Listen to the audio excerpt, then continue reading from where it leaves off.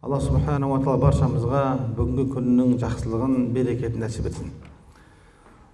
Әрине уақыт қысқа, соған тақырыпқа көшсек. Жалпы менің өзім осы Саудия елінде, Медине қаласында 7 жыл тәлім алдым. Әл-Джамиат Ислами деген университеттің шариғат факультетін тәмамдап, Алланың қалауымен сол оқу бітіріп келдім. Енді бір айта кететін дүние, алғашында мен 2006 жылы құжат тапсырдым. Тапсырған кезде бізде мындай ағымдар мәселесі әлі жоқ есебі, сол кезде біз қызығып оқуға түстік.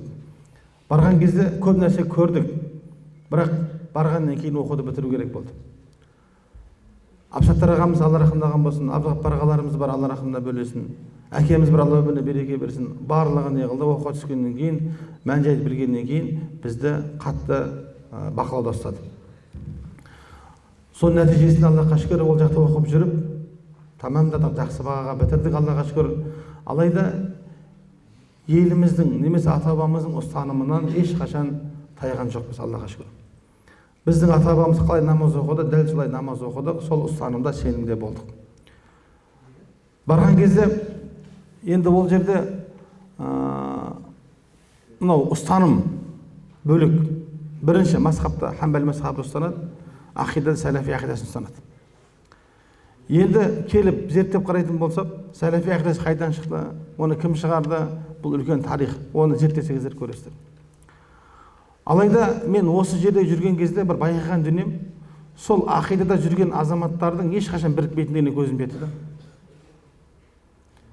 Ешқашан бірікпейді. Неге деген уақытта ол топ-топқа бөліне береді. Такфириті болады, оны хариджиті болады, немесе басқа да топтарға бөліне береді. Бір топ қашан күшейеді, сол топ міндетті түрде бөлінеді. Неге деген уақытта олың негізгі мәселесі бөлу үстінде тұрады екен да. Өйткені ақиданы үшке бөледі. Қараңызда. Улухия, ар-рубубия, әл-асма сифат деп үшке бөледі. Улухия Құдай деп білуде. Және Алла тағаланы жаратуы ар-рубубия мысалы. Алла тағаланы көркем есім сипаттар деп бөледі да. Таухид үшке бөледі осылай. Сонымен не қылады? Рубубияда мұсылман емес бәрі бір деп айтады. Бірақ ол сөз жалған негізді. Өйткені білеміз, Аллаға иман келтірмеген адам, біз маймылдан жаратылдық деген адам қалай Құдайға иман келтіреді? Қарапайым мәселе да. Онда біздің тарихта да Құдай жоқ деп айтқандары баршылық білеміз. Екінші мәселе, біз қашан бөлінеміз дейді, қараңызда, ақиданы қараңызда. Біз олармен, мұсылман еместермен улухиятта бөлінеміз дейді. Аллаға құлшылық етуде бөлінеміз дейді. Өйткені ол Аллаға шерік қосады дейді. Ал мұсылмандар қашан бөлінеміз дейді, қараңызшы. Тақырыпты көресіз, мен өзім сабақ өттім, бірақ жамандағым келіп тұрған жоқ, бірақ жалпы ақида мәселесін осылай қойғанда, біз мұсылмандар қашан бөлінеміз дейді. Алла тағаланың көркем есім сипаттарында бөлінеміз дейді, қараңызда. Түп негізіне, мысалы сабақты өткен кезде былай сызады.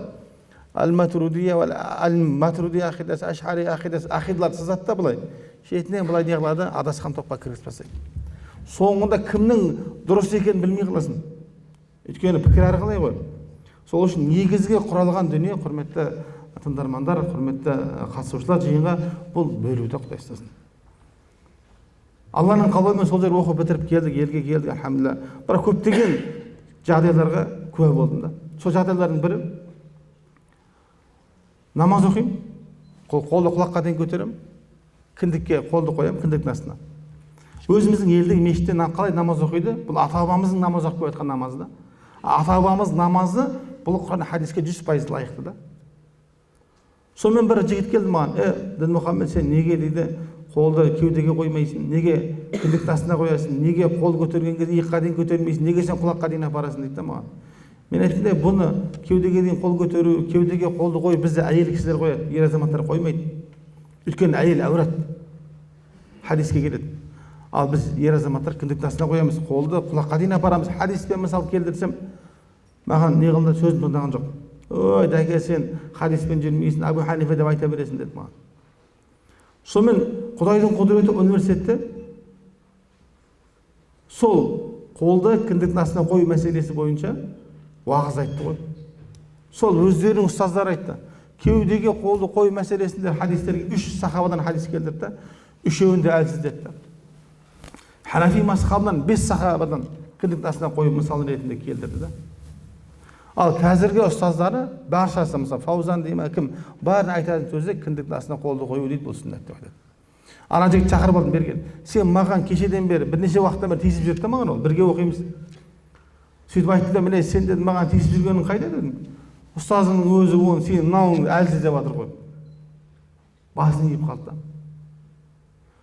Өкінішке орай кейде сондай мынау елде ұстанатын біздің ата-бабамыз ұстанып жүрген мәселелерді, діни, мысалы сенім бар, матруди ақидасы мысалы үшін, немесе қол намаз мәселесі, ғибадат мәселесінде кейбір адамдар біз адасқан деп айтады да, бірақ зерттеп қарайтын болсақ, Құран сүннеттен ешқашан айырылған емес та. Өйткені қазақ даласына исламның келгеніне кеше бүгін болған жоқ. Өкінішке орай кейбір азаматтар қазақты мысалы үшін енді дінге кірді деген ұғымда адамдар жоқ емес бар да.